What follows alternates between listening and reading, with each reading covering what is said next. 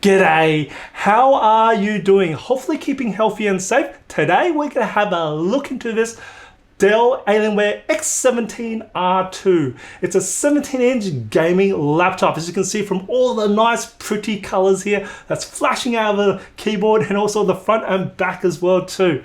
Now this is the X series, so it's a thin powerful gaming laptop series, and I have reviewed the X15 R1, which is the 15-inch model. This is the 17-inch model, and being the R2, this is the 2022 edition. So this houses the new, improved, fast 12th gen Intel Core. And boy, I've had this for over a month, and I really have to say, I really have enjoyed the features as well, the performance of this X17 R2. Now we have a look at the features, and we will have a look at the temperatures and fan noise, and of course, as always, I will be putting timestamps along this video so you can skip to a different section that you may use to save you time. The weight of the X17 R2 is 3.16 kilos plus the 330 watt power adapter becomes a combined weight of 4.17 kilos that you might be carrying around with you. As of the keyboard, this is one of the highlights of the X17 R2 from my experience. Absolutely love the keys that Dell have placed in this laptop. They are mechanical keys, and they have this very strong tactile feel and strong bounce back after depressing each key. They've got large key travel, absolute fantastic for gaming, very responsive, and also we consider these large size keys with very smooth surface texture to each individual keys and good spacing in between. They're absolutely great to type and play games on. The keys are also RGB backlit, and there are 4 settings to the backlight for the keys: off, low, medium, and high. And you also can customize these RGB lights of the keys and also the surrounding lights through the Alien Command Center. And as for the trackpad, we've got a very nice large size complementary very responsive trackpad that is also mechanical. So it is hinged at the top, and you can depress it on the bottom, and it is multi-gesture as well, and got a very smooth glass-like feel to the surface of the trackpad. Measuring the color gamut coverage of the UHD display, which has a maximum brightness or luminance rating of 500 nits, and it also can go up to 120 Hertz refresh rate. It resulted with 98.8% sRGB coverage, 83.9% Adobe RGB coverage, and 93.5% DCI P3 coverage. This is a recording from the 720p webcam from the Alienware X17 R2. This is the video and audio unedited, so you can hear and see what the quality of the webcam is like. I wish there was a 1080p option for the webcam, as we're in 2022 and we're doing more content creation. Also, this computer will more likely be doing streaming as well for gamers. So definitely love to see a 1080p option for the next revision. And as always, I'm currently in an environment with 2 types of lights currently turned on. I've got my one studio light turned on, and also the down lights in the room turned on for ambience. I'm going to turn off my one studio light off, and you'll see this adjust. Now the 2 down lights in front of me is a bit far away, so there's not much light hitting on my face. So this is what I consider a dark environment. If you're in an office environment, you should have much more light than what I'm currently at. Now I was going to turn my one studio light back on. And of course, better light should get you better quality picture. Definitely love to hear what your thoughts of this webcam is like. So definitely put a comment below. There are 4 speakers in total. There are 2 tweeters and 2 woofers in the X17 R2. And when I tested at the maximum volume of the speakers, it managed to measure in a peak of 80.9 decibels. Now I consider these actually quiet speakers, considering the size of this laptop. I was expecting more volume, and you may be struggling a little bit when you're in an outdoor environment if you're doing presentation, more likely. But this is a gaming laptop, so it does live more indoor environments, so I can forgive it for that. Now, as for sound quality, that's a different story. We've got quite a lot of bass. The mid's a bit weak, and it's got strong highs. It is more balanced to the low end, and we've got fantastic clarity and also good reverb and acoustics on the speakers. I actually found them very nice sounding speakers. I just wish they had a little bit more volume, so this is something that Dell could improve on for the next revision. As for the temperatures and fan noise, when I took my measurements, my ambient room temperature was 18 degrees Celsius and the ambient room noise was 36 decibels. And before I get started, I'll give you a reference point. Your average hand is anywhere between 33 to 34 degrees Celsius. So hopefully it gives you how hot or how cool this laptop could be. I took my base measurement when the computer was idle, and the hottest area on the keyboard side measured in a maximum of 35 degrees Celsius, and for the fan noise a maximum of 36 decibels, so practically quiet. And the average internal core temperature was 37 degrees Celsius. Then I'll put 20% load on the computer, so it's pretty much light load or average use. So that's tasks like office productivity work, surfing the web, streaming videos, and the hottest area on the keyboard measured a maximum of 40 degrees Celsius. And as for the fan noise, hit a maximum of 38 decibels. So you hear the fan very slightly, and the average internal core temperature was 54 degrees Celsius. Then I put 50% load on the computer, and the hottest area on the keyboard measured a maximum of 46 degrees Celsius. As for the fan noise, hit a maximum of 40 decibels, and the average internal core temperature was 71 degrees Celsius. Then I put 100% in performance mode, and the hottest area on the keyboard measured a maximum of 52 degrees Celsius. As for the fan noise, hit a maximum of 48 decibels, and the average internal core temperature was 73 degrees Celsius. I also measured the 100% load in high performance profile in the Dell Optimizer and managed to measure in a maximum of 52 degrees Celsius on the keyboard side and a maximum of 52 decibels for the fan noise. As for average internal core temperature was 82 degrees Celsius. Also measure the bottom back cover of the computer while it's in high performance profile and managed to measure in a maximum of 46 degrees Celsius. And as for the fan noise, of course, stayed at 52 decibels. As you can see from the thermal images, most of the heat is located above the keyboard while it's on load.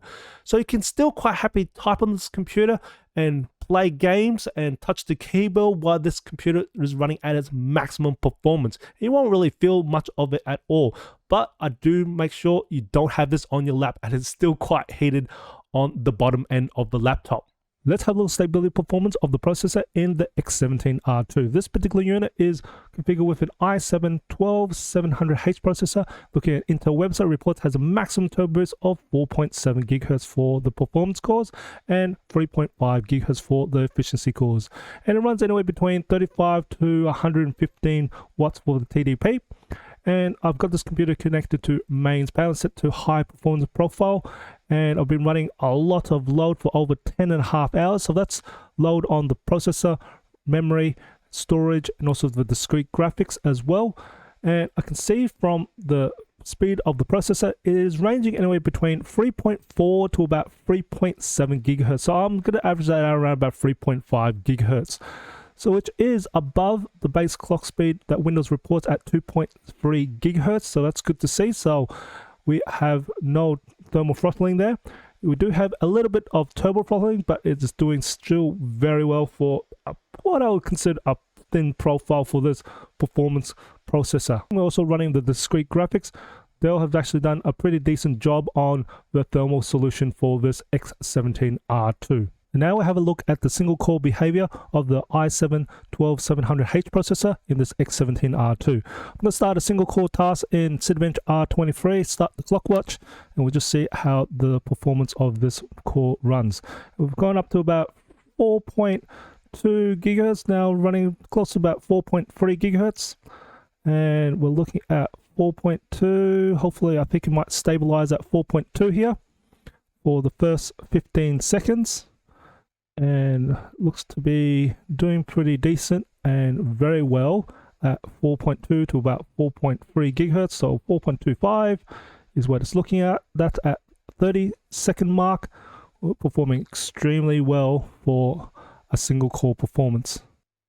And we're just about nearly finished the single core task in Cinebench R23, and it's been pretty rock stable at 4.2 to about 4.25 gigahertz.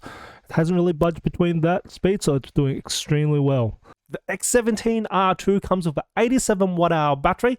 Now, as for the battery life, I'm not expecting high numbers as this is a high-end gaming laptop, and most gaming laptops traditionally have very poor battery life just because of the nature of having high-performing components, which is very power hungry.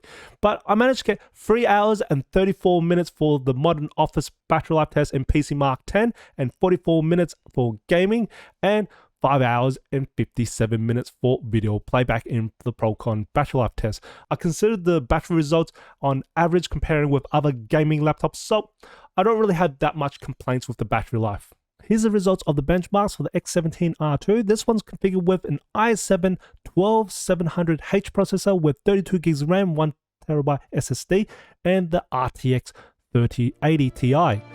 So here's the results for Passmark, Citybench R23, PC Mark, 3D Mark, Crystal Disk Mark, Procon Office, Procon Photo Edit, Procon Video Edit, Hugen Photoshop, Hugen Lightroom, Hugen Premiere Pro, Hugen DaVinci Resolve, Geekbench 5, Blender, Luxmark, Burmark, Octane Bench, Compute Bench, Eugene Engine, and Spec View Pref.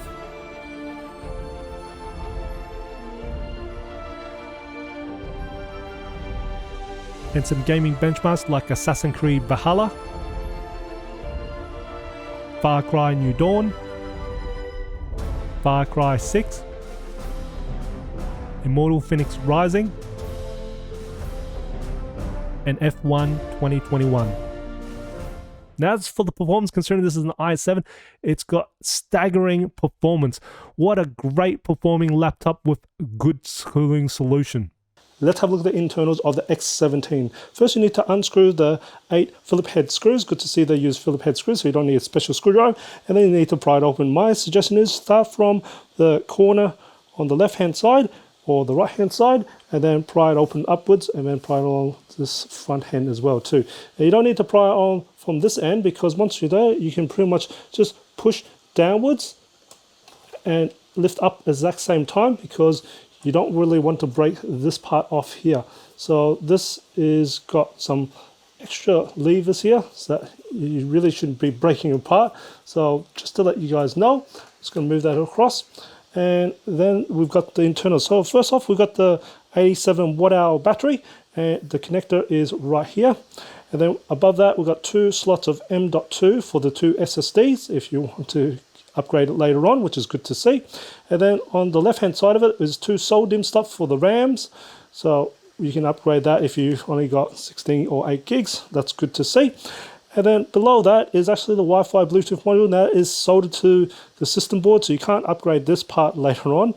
And then it's interesting to see we've got 4 fan systems, so quad fan system there. Overall, Dell has delivered us a very high performance gaming laptop with some very decent temperatures and fan noise. And we also have some very nice look to this gaming laptop, especially with the pretty colors of all the RGB lights, and some very good features of the display, and also the keyboard being cherry keys. I love that. And also we have some good port selection as well, and a very nice package. So definitely something I could easily recommend for anyone who are in a market for a very powerful gaming laptop.